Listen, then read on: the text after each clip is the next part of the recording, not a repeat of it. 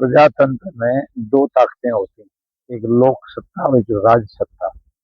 राज सत्ता के पास कानून बनाने और कानून को लागू करने का अधिकार ताकत है, और लोक सत्ता के पास कानून को लागू करवाने की ताकत है और सरकार बनाने की ताकत है। लोक सत्ता अभी आपस में संगठित नहीं है। जिस दिन लोक सत्ता के लोग अर्थात सभी असंगठित मजदूर और दूसरे लोग जो कमेरे लोग हैं या मेहनतकश लोग हैं, शोषित लोग हैं, वो इस बात को समझ लेंगे कि हमारी ताकत से सरकारें बनती हैं और हम ही अगर ताकत अपनी झोंक देंगे, वोट की ताकत, संगठन की ताकत अगर दिखा देंगे, तो निश्चित रूप से हम अपने अधिकारों को ले रहेंगे। ये अभी मंजिल थोड़ी सी दूर है और इस पर प्रयत्नशील हम भी लोग हैं। उधर अगर राज सत्ता के लोगों को भी थोड़ा परमात्मा उनको बुद्धि दे दे तो कुछ अच्छी है कि कुछ तो भला कर लो भले आदमियों, और वो ये मान लें तो एक मास्टर प्लान वो बना सकते हैं। आदाब, नमस्कार, सत श्री अकाल। मैं हूं सुल्तान भारती और आप देख रहे हैं सेकुलर भारत न्यूज चैनल। आज 1 मई है, मजदूर दिवस। पश्चिम का कल्चर हमें बड़ा अच्छा लगता है, इसलिए मदर्स डे, फादर्स डे, मजदूर डे, यानी चलो एक दिन आपके लिए भी दिया। 365 दिन में से आज के दिन सियासत हो या समाज हो, सोशल एक्टिविस्ट हो या नेता हो, इस दिन मजदूरों के दुख सुख पर बातें की जाएंगी। सत्ता पक्ष ये बताएगा कि हमने अपने शासनकाल में आपको कितनी उपलब्धियां दी हैं। विपक्ष बताएगा आपको आपकी जरूरतें ये हैं। हम आएंगे पावर में तो जन्नत आपको ही आवंटित की जाएगी। जिस वक्त देश में कोरोना काल चल रहा था, मैंने देखा था और लोग बता रहे थे कि देश में 50 करोड़ असंगठित मजदूर हैं और सभी पैदल अपने अपने घरों की तरफ चल पड़े थे। उस दिन मैंने देखा था कि सत्ता पक्ष और विपक्ष में से सारे लोग 2 गज दूरी, मास्क जरूरी को ज्यादा समझ रहे थे और ये 2 गज दूरी ही जरूरी हो गई थी। हजारों किलोमीटर की दूरी वो आपकी समस्या थी। रिक्शा से जाओ, पैदल जाओ, ट्रेन से कटते हुए जाओ, मैं नहीं जानता। तो दोस्तों, आज मजदूर दिवस है। स्वामी अग्निवेश का नाम सुनना होगा। उन्हीं के समर्थक स्वामी आर्यवेश भी आज जंतर मंतर पे थे और बड़ी खूबसूरत बातें वो और उनके संगठन के लोग बता रहे थे और बड़ी संख्या में वहां पर महिलाएं भी थी। ये शब्द ही एक ऐसा संकेत होते हैं जो आदमी के अंतर्मन, उसकी नीयत को साफ कर देते हैं। तो यहां तो लगा कि कई सियासी डेमोन्स्ट्रेशन के बीच में कुछ लोग ऐसे भी थे जो सचमुच मजदूरों को लेकर चिंतित थे।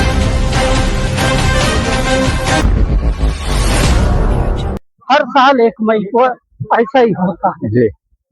लेकिन मजदूरों की स्थिति वहीं रह जाती है। बढ़ती हुई महंगाई, बढ़ती हुई सामाजिक और राजनैतिक समस्याओं पिछता तो मजदूर ही है, जिसके बगैर किसी भी देश का न उत्थान हो सकता है और ना ही वो प्रगति कर सकता है। ऐसा क्यों है? क्या नीति और नियत में बहुत बड़ा फर्क है?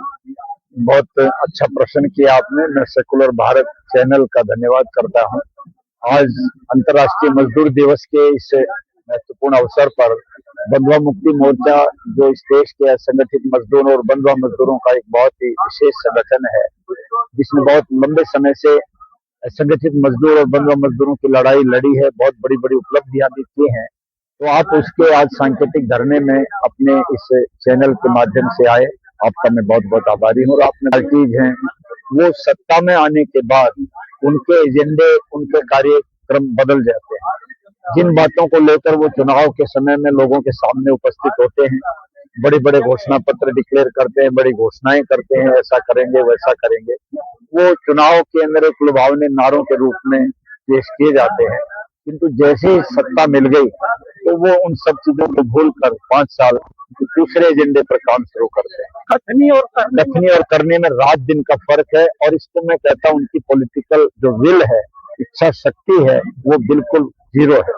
75 साल हो गए इस देश की आजादी को हुए, काम और दिशा में लोगों ने किए, निर्माण के काम किए, क्योंकि निर्माण के कार्यों में कहीं ना कहीं कुछ 2 पैसे कमाई का भी एक हिस्सा छिपा हुआ है।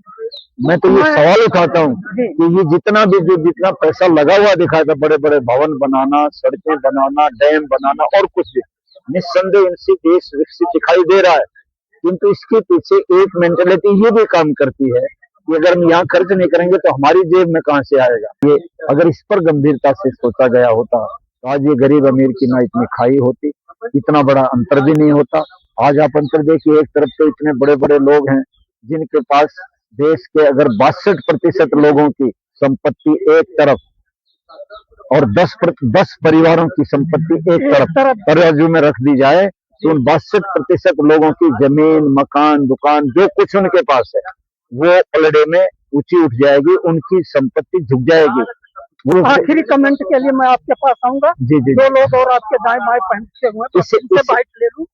सर, अगर ऐसी स्थिति में हर बार नारे लगते हैं, आम आदमी को, मजदूर आदमी को, कामगार को, उसको व्यापक सुधार की बातें की जाती हैं, नीतियां तैयार होती हैं, सदन में भागदौड़ मचती है, पक्ष विपक्ष अपने अपने पत्ते फेंकता है, नई सत्ता आती है नए वायदों के कंधों पर बैठकर, लेकिन उसके बाद फिर कसमे वादे प्यार वफा, हम वहीं पर खड़े मिलते हैं, मजदूर वहीं पर खड़ा होता है। आमूलचूल परिवर्तन कैसे होगा? क्या ऐसे ही पेशेंट बनाकर ऐसे ही हम मतलब झेलते रहेंगे? या हमारे एक महापुरुष ने कहा था, जिंदा कौम में 5 साल का इंतजार नहीं करते।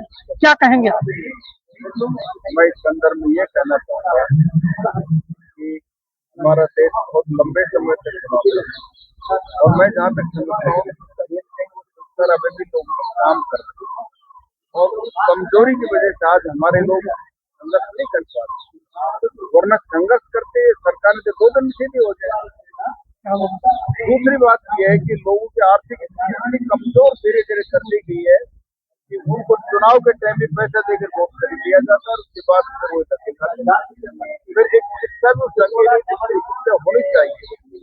अगर शिक्षा लोगों के पास तो भी उसके बाद कुछ नहीं। जिन प्रदेशों में आज हमारी शिक्षा का स्तर ज्यादा है, वहाँ के लोग ज्यादा क्रांतिकारी, जैसे बंगाल है, बिहार है, और दक्षिण के स्टेट वहाँ जो ज्यादा है, लेकिन जहाँ शिक्षा का अभाव है वहाँ लोग नहीं संघर्ष कर पाते। सही कह रहे हैं आप अपना नाम बताएंगे? मेरा नाम प्रजानंद है, मैं संगठन से जुड़ा हुआ मनवा मुक्ति मोर्चा का मैं भी पदाधिकारी। बहुत बहुत शुक्रिया जी।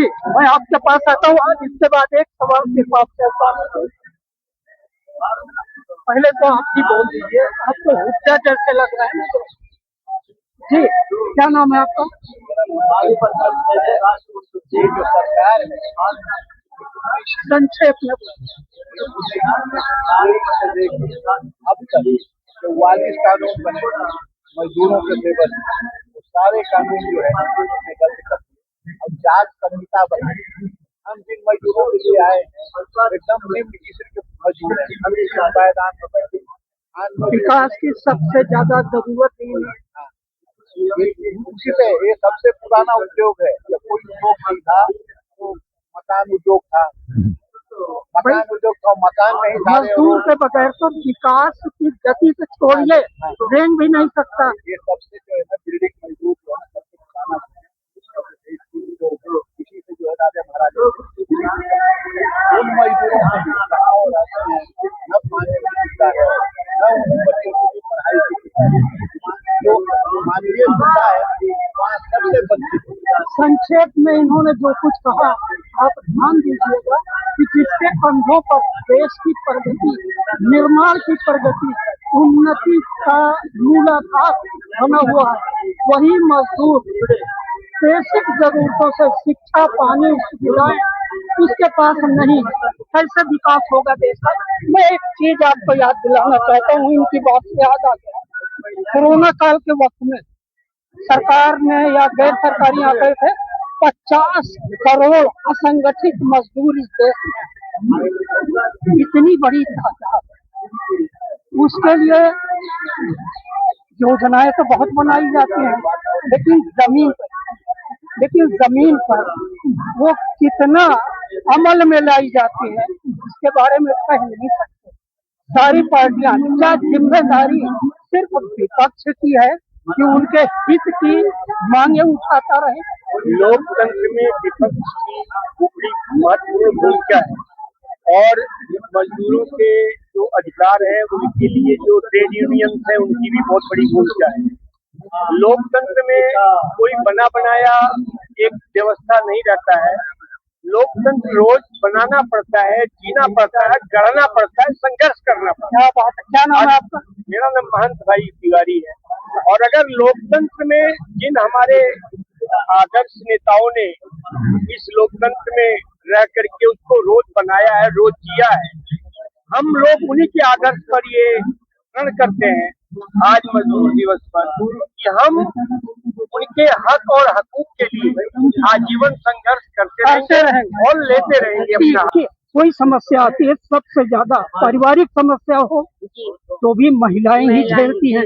आप चाहती क्या सरकार से हम बस केवल इतना ही चाहते हैं, जो मजदूर है उनको उनका हक दिया जाए। जो अभी गुरुजी ने जो प्रवचन दिए थे, जिस तरह से उन्होंने कहा कि मजदूर अपने लिए स्वयं खड़े होंगे तभी आगे बढ़ेंगे। क्या बात कहिए, कोई एक बार ताली बजा दो, खुद खड़ा होना चाहिए। कोई अगला आदमी पीछे से जब तक नहीं आवाज देगा, आगे वाला आगे नहीं बढ़ेगा।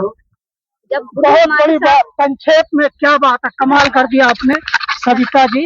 पहले खुद आवाज उठाना पड़ेगा, लेकिन कहीं न कहीं ये समस्याएं कुछ सामयिक होती हैं, आ जाती हैं, जिनकी उम्मीद नहीं करते। बाहर जंग होती है और उसके बाद हमारा मजदूर पलायन करना शुरू कर देता है, उसके घर में सिलेंडर नहीं होगा। एक ऐसा हल बताइए, सरकार के लिए सुझाइए, देश के लिए, इस तरह की समस्याओं के लिए संगठित होकर, क्योंकि आज के दौर की कहावत भी है, संघे शक्ति कलयुगे। कलयुग में तो बस संगठन ही एक बहुत बड़ी शक्ति है। हमारे देश की समस्याएं कब सॉल्व करेंगे? या युगों युगों तक ऐसे ही मजदूर किसका रहे? देखिए, ये प्रजातंत्र में दो ताकतें होती हैं, एक लोक सत्ता और एक राज सत्ता। राज सत्ता के पास कानून बनाने और कानून को लागू करने का अधिकार, ताकत है, और लोक सत्ता के पास कानून को लागू करवाने की ताकत है और सरकार बनाने की ताकत है। लोक सत्ता अभी आपस में संगठित नहीं है। जिस दिन लोक सत्ता के लोग, अर्थात सभी असंगठित मजदूर और दूसरे लोग जो कमेरे लोग हैं या मेहनतकश लोग हैं, शोषित लोग हैं, वो इस बात को समझ लेंगे कि हमारी ताकत से सरकारें बनती हैं और हम ही अगर ताकत अपनी झोंक देंगे, संगठन की ताकत अगर दिखा देंगे तो निश्चित रूप से हम अपने अधिकारों को ले रहेंगे। ये अभी मंजिल थोड़ी सी दूर है। पूंजीपति की शादी में वहाँ आतिशबाजी छूट रही, पूंजीपति की शादी में वहाँ आतिशबाजी छूट रही, पूंजीपति की शादी में वहाँ आतिशबाजी छूट रही,